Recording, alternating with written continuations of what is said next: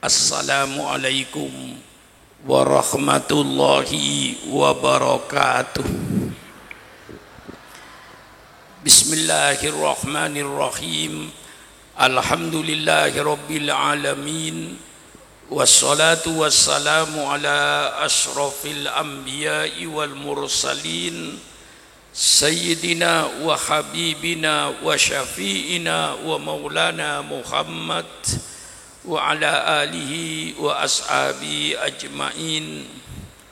Subhanaka la ilma lana illa ma 'allamtana innaka antal alimul hakim. La haula wa la quwwata illa billahil aliyil azim. Amma ba'du.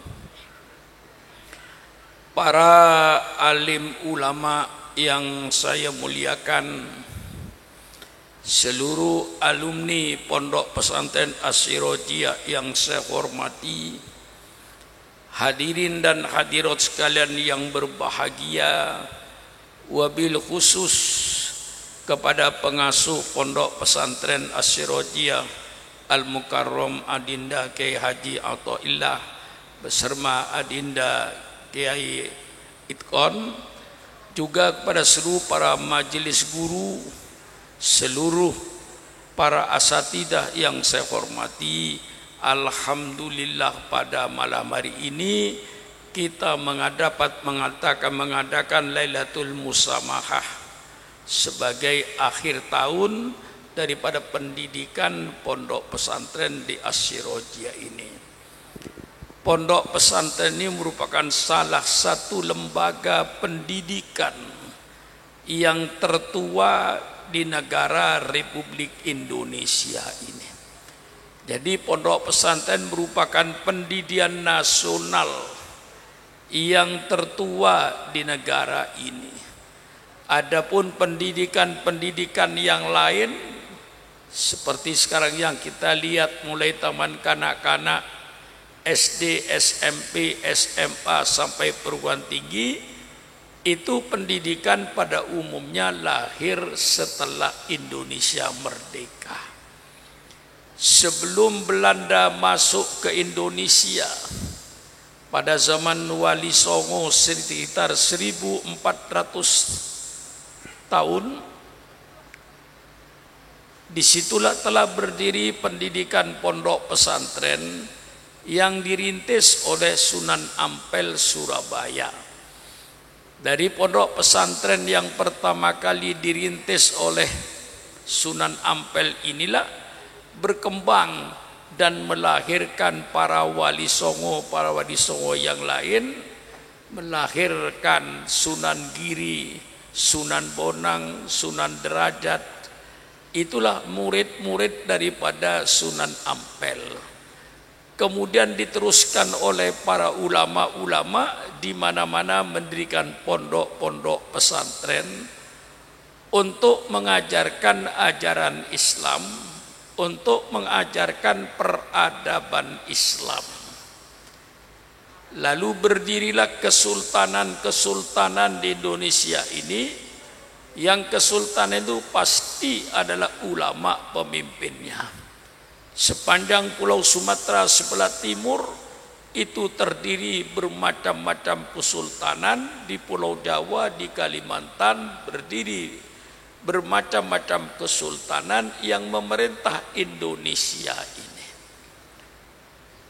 Datanglah penjajahan Belanda, kemudian para kiai, para ulama dapat bertahan, tetap mendirikan pondok pesantren yang tidak terkontaminasi oleh peradaban barat. Inilah sejarah pondok pesantren yang melahirkan pahlawan-pahlawan nasional seperti Pangeran Diponegoro, seperti Imam Bonjol, seperti Tengku Umar, Cut Nyak-Din, Sultan Hasanuddin.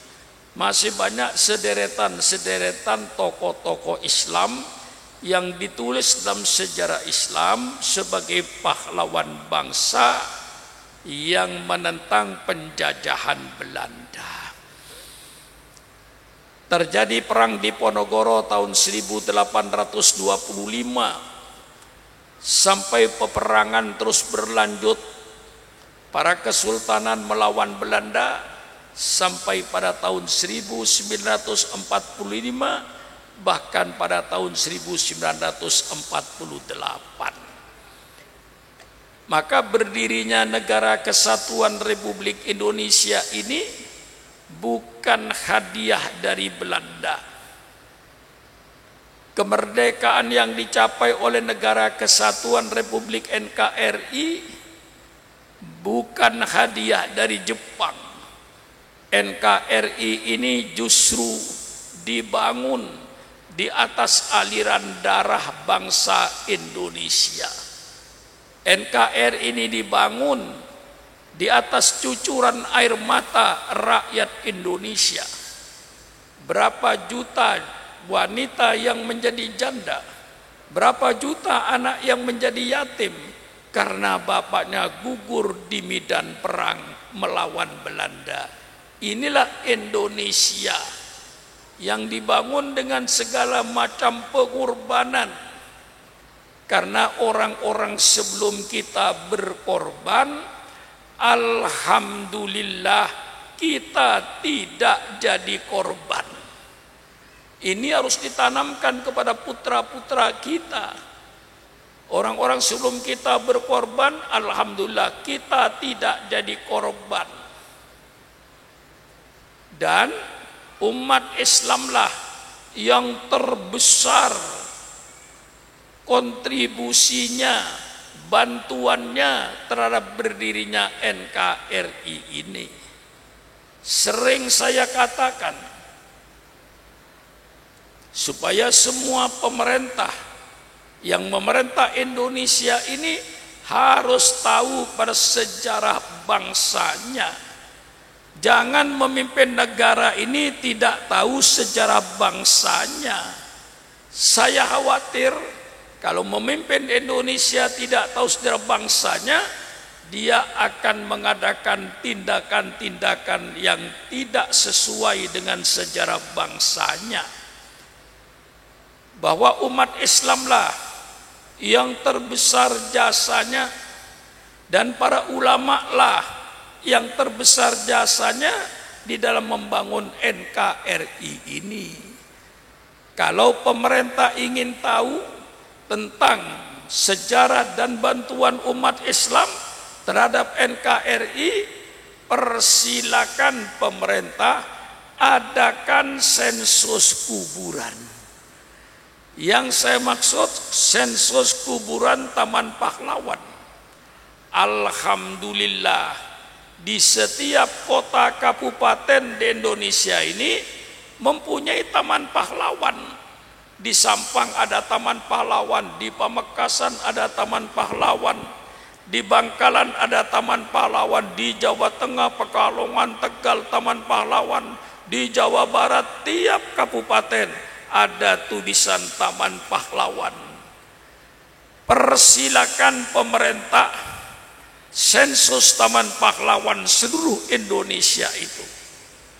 Masuk ke Taman Pahlawan, lalu tanya siapa nama, siapa agama, apa namanya, siapa agama, apa namanya, apa agamanya, tanya. 99% Taman Pahlawan itu diisi oleh darahnya umat Islam untuk NKRI. Nah, ini sejarah supaya dibaca oleh pemimpin-pemimpin bangsa ini. Jangan seenaknya menjadi pemimpin bangsa tidak membaca pada sejarah bangsanya. Umat Islamlah yang terbesar pengorbanannya untuk NKRI ini. Setelah pengorbanan begitu besar, Bung Karno ingin memproklamirkan Indonesia ini. Sebelumnya dia membentuk panitia 60 orang untuk mencari formatnya Indonesia ini kayak apa. Gagal. Akhirnya Bung Karno membuat 9 orang, termasuk Bung Karno, Bung Hatta, termasuk dari Katolik bernama A.A. Maramis, dari Islam diwakili Pak Wahid Hasyim, terwali Kahar Mudzakkir, dan dari nasional didawari Pak Yamin Abi Kusnu. 9 orang ini menggodok bagaimana bentuk negara ini yang akan kita proklamirkan. Dari 9 orang itu mendapatkan satu kesepakatan yang disebut Piagam Jakarta, yang isinya negara Republik Indonesia berdasarkan ketuhanan dengan kewajiban menjalankan syariat Islam bagi pemeluknya. Yang tidak memeluk Islam tentu tidak perlu. Inilah format negara yang kita bentuk, negara Republik Indonesia berdasarkan ketuhanan dengan kewajiban menjalankan syariat Islam bagi pemeluknya. Ini yang disebut Piagam Jakarta, Kiai, yang sekarang banyak yang lupa. Bukan hanya lupa, banyak yang tidak tahu Piagam Jakarta ini. Nah, setelah terbentuk format negara ini, negara Republik Indonesia berdasarkan ketuhanan yang Maha Esa dengan kewajiban menjalankan syariat Islam bagi pemeluknya, maka Bung Karno tanggal 17 Agustus memproklamirkan kemerdekaan. Kami bangsa Indonesia dengan ini menyatakan kemerdekaan Indonesia. Hal-hal yang mengenai pemindahan kekuasaan dan lain-lain akan dilaksanakan dengan cara saksama dan dalam tempo yang sesingkat-singkatnya atas nama bangsa Indonesia. Soekarno-Hatta, tanggal 17 Agustus jam 9 pagi, jam 10 pagi. Apa yang terjadi dalam sejarah? Jam 3 sore datanglah seorang kolonel dari tentara angkatan laut Jepang menghadap kepada Bung Hatta. Kalau 7 kata ini tidak dicabut, Indonesia Timur tidak ikut. Berarti waktu itu Indonesia akan pecah jadi 2, Republik Indonesia Barat dan Republik Indonesia Timur. Maka dari angkatan Jepang ini meyakinkan Bung Hatta, kalau 7 kata ini tidak dicabut, maka Indonesia Timur tidak ikut. Sehingga Bung Hatta sangat khawatir akan terpecahnya republik ini. Maka tanggal 18 Agustus Bung Hatta mengumpulkan kembali 9 orang ini minus Pak Wahid Hasyim. Beliau sudah pulang ke Jawa Timur karena dianggap negara sudah beres. Digantikan seorang datuk dari Sumatera. Timbullah perdebatan. Tanggal 18 Agustus itu dicabut apa tidak 9 kata ini dengan kewajiban menjalankan syariat Islam bagi pemeluknya supaya dicabut. Ini permintaan seorang angkatan laut Jepang yang mengatasnamakan Indonesia Timur.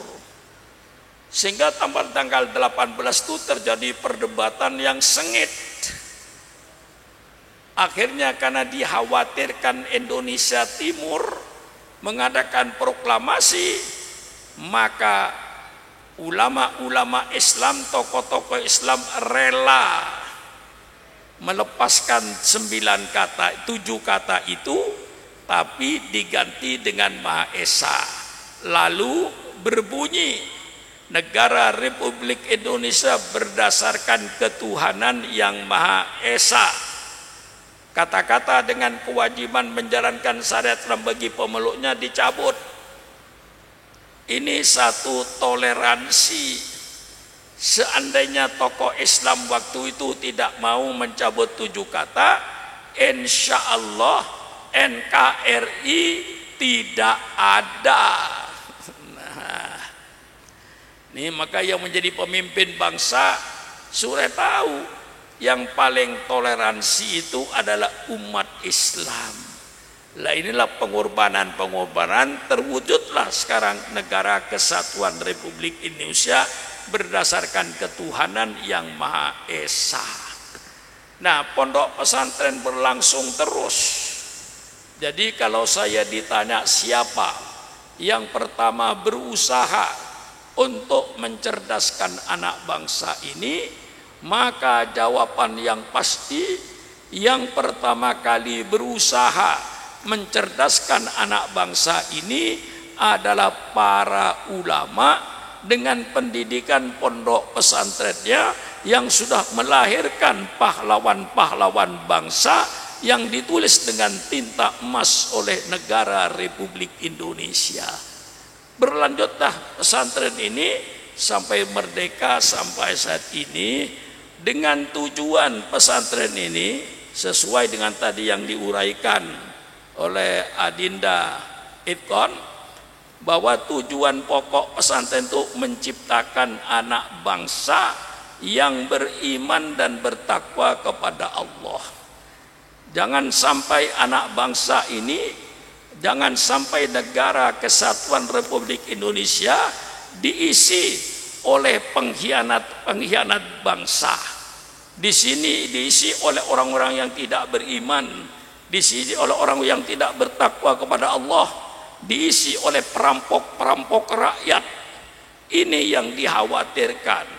Maka pondok pesantren ini untuk menciptakan anak bangsa yang beriman dan bertakwa kepada Allah, sehingga negara kesatuan Republik Indonesia tidak diisi oleh pengkhianat-pengkhianat yang berkedok pemimpin tapi nyatanya pengkhianat terhadap rakyat ini. Nah, supaya diisi orang-orang yang beriman dan bertakwa kepada Allah dengan mengabadikan peradaban Islam.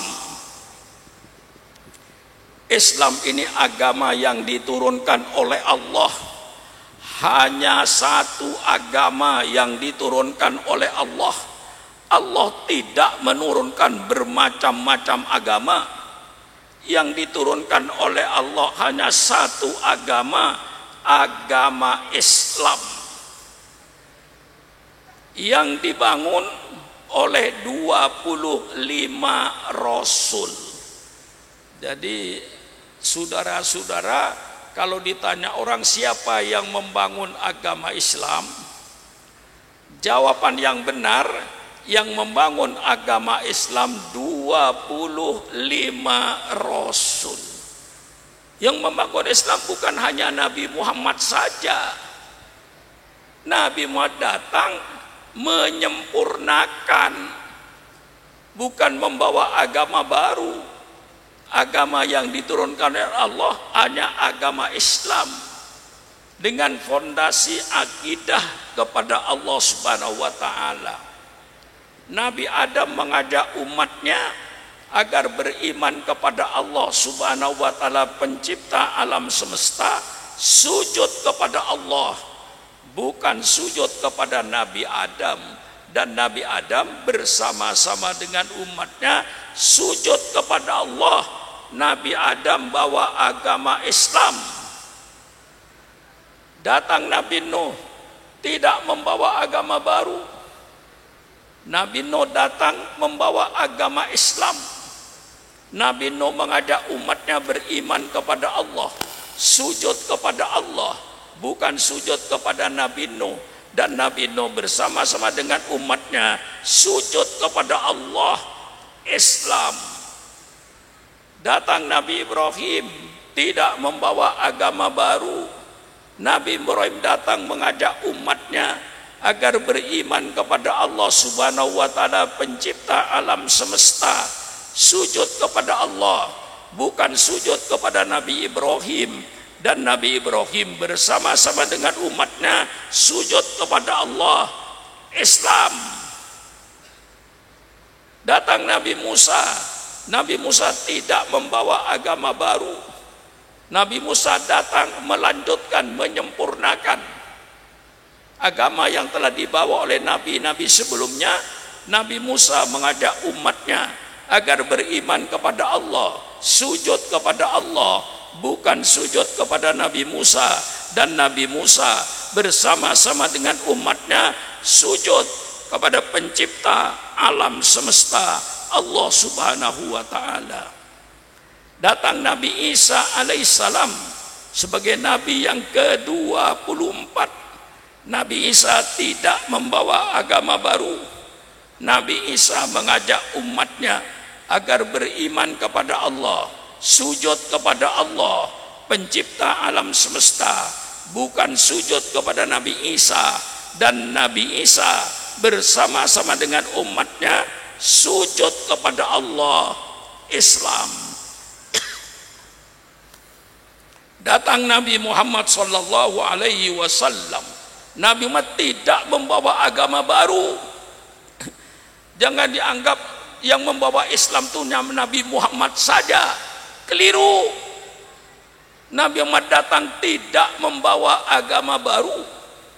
Nabi Muhammad datang mengajak umatnya supaya beriman kepada Allah subhanahu wa ta'ala, sujud kepada Allah pencipta alam semesta, bukan sujud kepada Nabi Muhammad. Dan Nabi Muhammad bersama-sama dengan umatnya sujud hanya kepada Allah, Islam. Lalu apa bedanya Pak Kiai? Tidak ada bedanya. Hanya syariat Allah itu diturunkan oleh Allah sesuai dengan kemajuan dan kepentingan masyarakat. Zaman Nabi Adam hanya sujud kepada Allah. Allah tidak menurunkan syariat. Dalam soal perkawinan zaman Nabi Adam, Allah kasih kemudahan. Tidak seperti sekarang, ada syarat rukunnya nikah, ada wali, ada yang kawin, ada yang mengawinkan, ada ijab kabul, ada mahar, dan seterusnya. Zaman Nabi Adam tidak ada. Kakak kandung kawin dengan adik kandung kawin dengan kakak kandung. Karena zaman Nabi Adam siapa yang menjadi besan? Tidak ada. Yang adanya Nabi Adam dengan keturunan. Nah, pada waktu kemurahan yang diberikan oleh Allah dan kemudahan, kakak kandung kawin dengan adik kandung. Kalau sekarang ada orang mau kawin dengan adik kandungnya sendiri, itu orang berarti salah lahir. Mestinya orang semua itu lahirnya zaman Nabi Adam.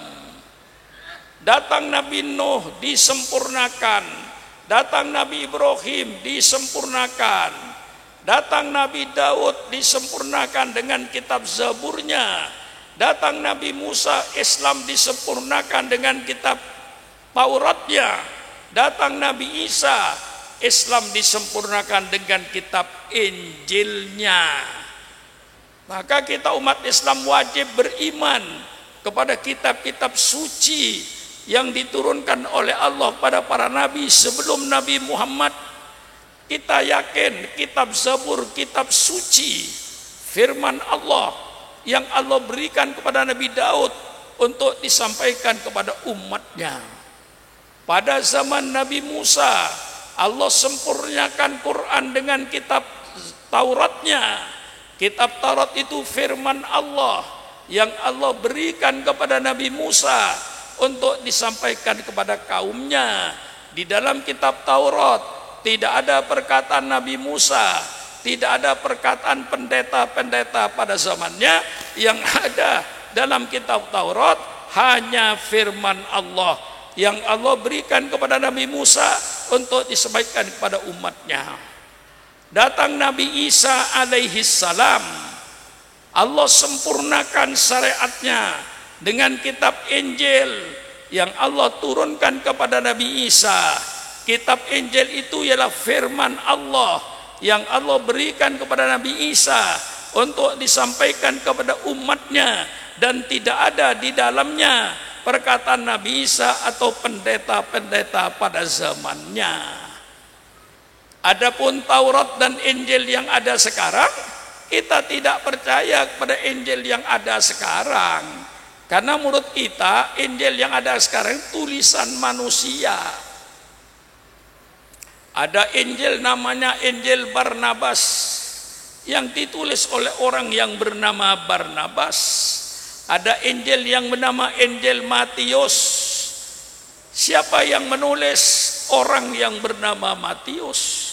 Ada Injil Markus yang ditulis oleh orang namanya Markus.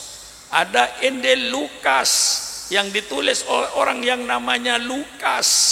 Ada Injil Yahya yang ditulis orang yang bernama Yahya. Dan 5 Injil itu tidak sama, susunannya pun tidak sama, redaksinya pun tidak sama, karena ditulis oleh manusia-manusia tadi. Adapun orang gereja menyatakan 4 Injil itu asli, persilahkan. Tapi kita menyatakan tidak asli. Yang asli itu 1, firman Allah yang Allah berikan kepada Nabi Musa untuk sampaikan di kalangan umatnya. Kitab Injil firman Allah yang Allah berikan kepada Nabi Isa untuk disampaikan kepada umatnya. Sekarang ada 5 Injil. 1 Injil tidak boleh dibaca oleh umat gereja, namanya Injil Barnabas. Mengapa Injil Barnabas tidak boleh dibaca?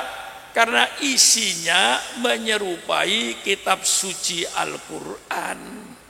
Dalam soal penyaliban Nabi Isa, bahwa di dalam kitab Injil Barnabas yang disalib itu bukan Nabi Isa.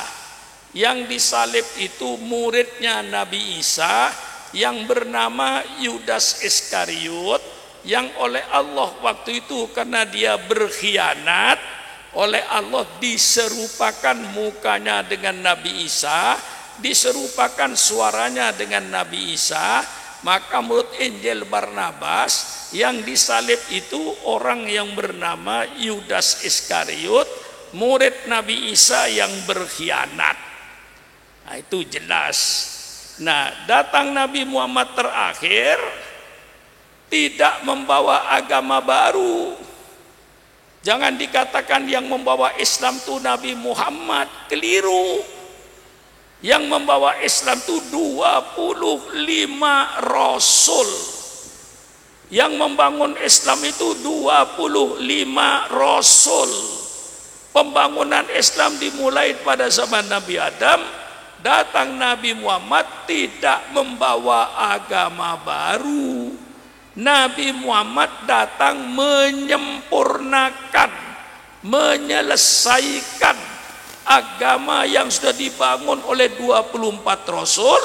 Nabi Muhammad yang ke-25 datang menyelesaikan bangunan Islam.